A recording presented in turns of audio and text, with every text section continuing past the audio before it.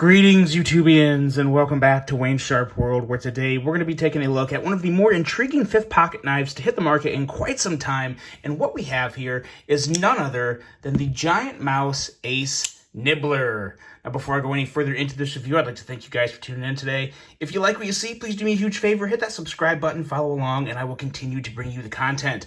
I also want to let you know that today's episode is brought to you by DLT Trading. Look them up for all of your knife and EDC needs, and go to dlttrading.com to check out these two knives, as well as any other knives you may be looking for. These two will be linked below, and I gotta say, they are worth your time looking into. If you like smaller knives, like I've said this before, it's hard to beat a small knife designed by Jesper Voxnäs. Not just Jesper Voxnäs, this is also a Jens Anso design, but anytime Jesper gets in the mix of things, you know, ergos get pretty good. And when you're talking about a small knife, the ergos have to be really good. These don't disappoint. But before we get into too much detail, let's take a look at some overall specs on these knives right here. We have an overall length of 4.7 inches with a blade length coming in right at 2 inches and a blade width of 942 thousandths. Blade thickness on this guy is a little thinner than average at 115 thousandths.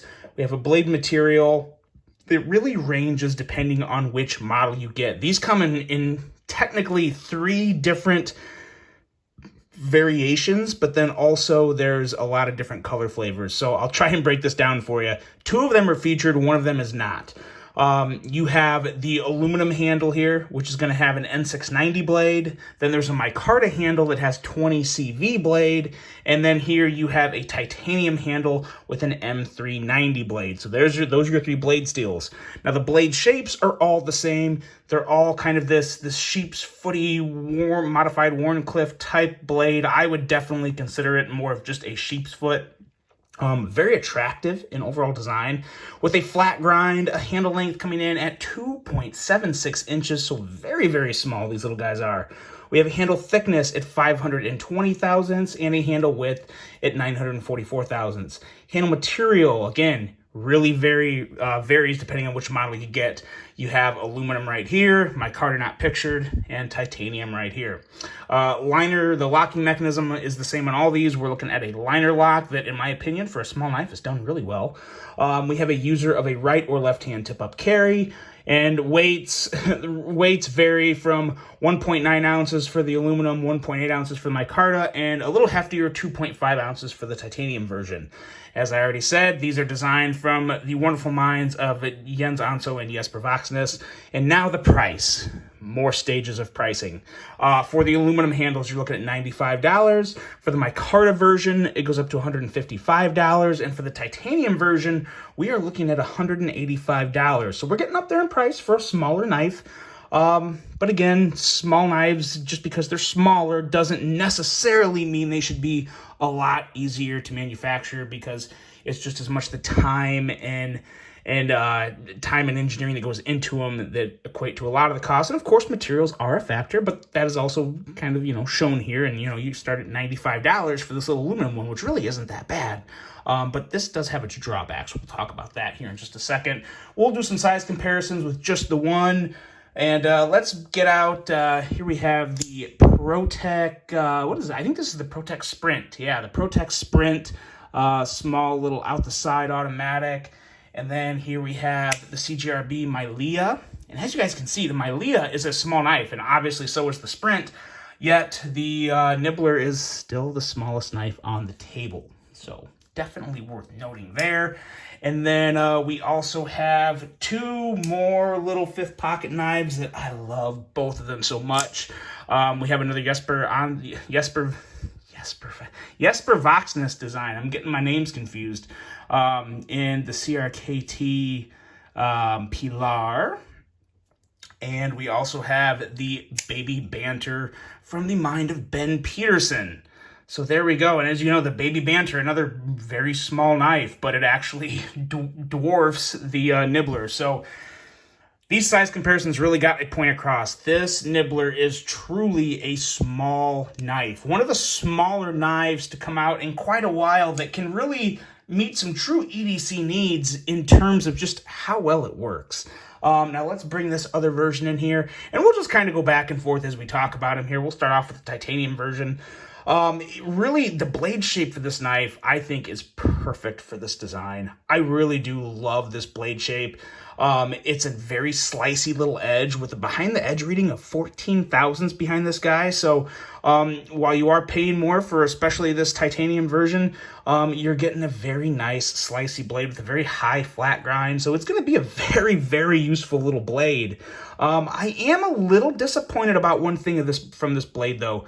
Being a GiantMouse knife, I get that it's a small knife, but I still want jimping on here, and I don't want it right here. I would have loved to see some jimping right up here along the swedge because it's such a small knife. I see myself using this knife a lot right here. You know, opening up packages, boxes, whatever, letters.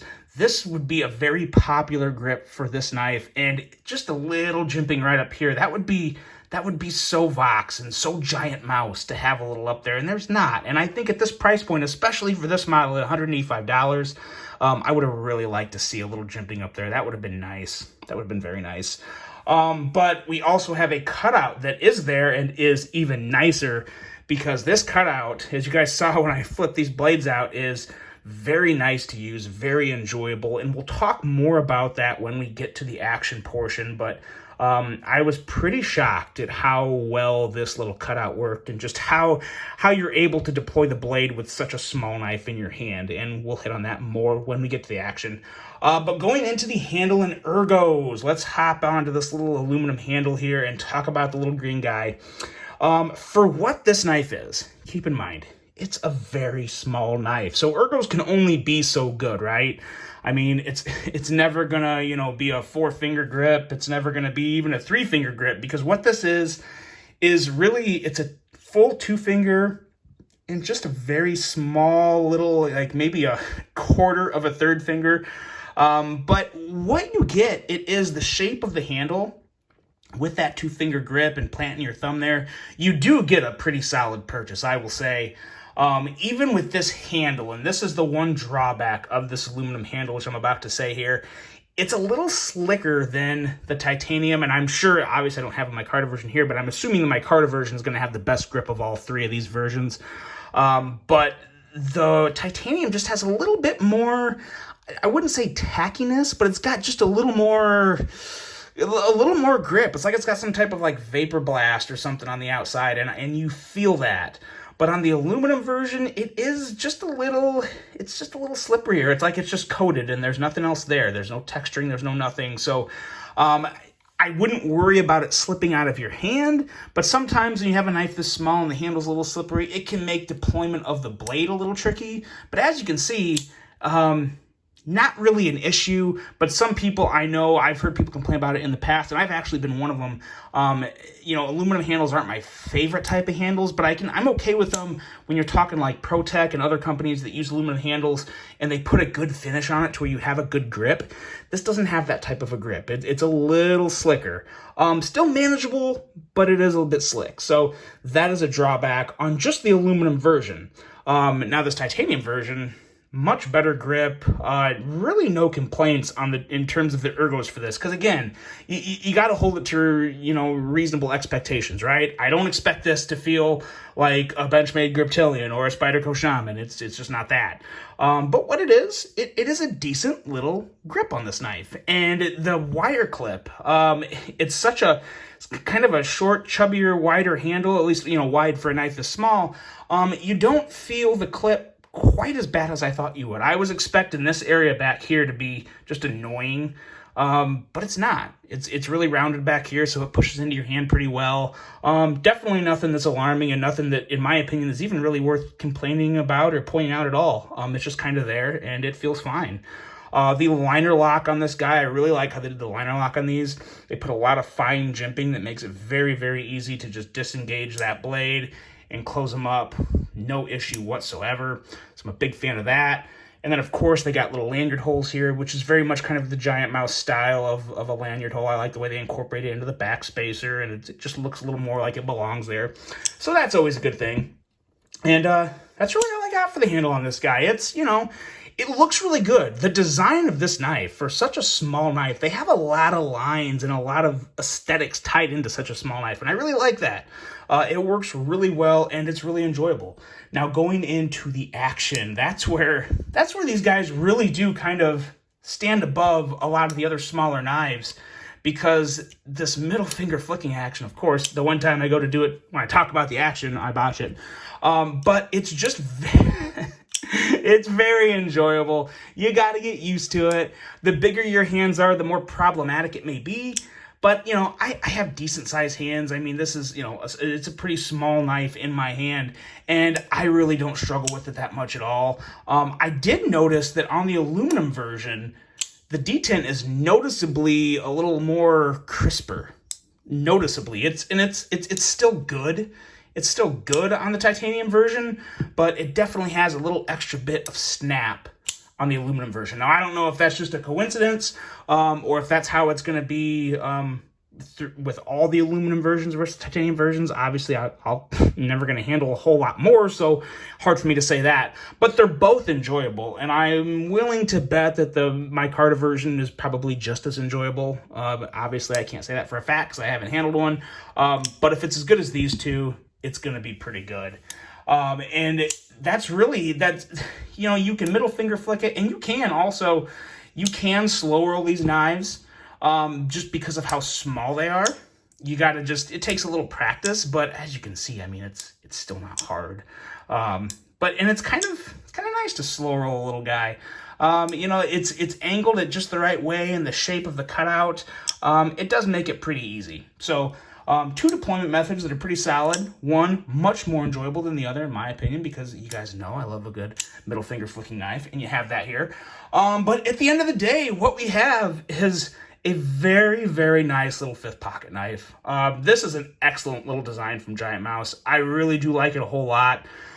In terms of the prices, that's really going to come up to, you know, person by person. I think the $95 for this aluminum version is fantastic. I would 100% recommend this all day to anyone that likes small knives.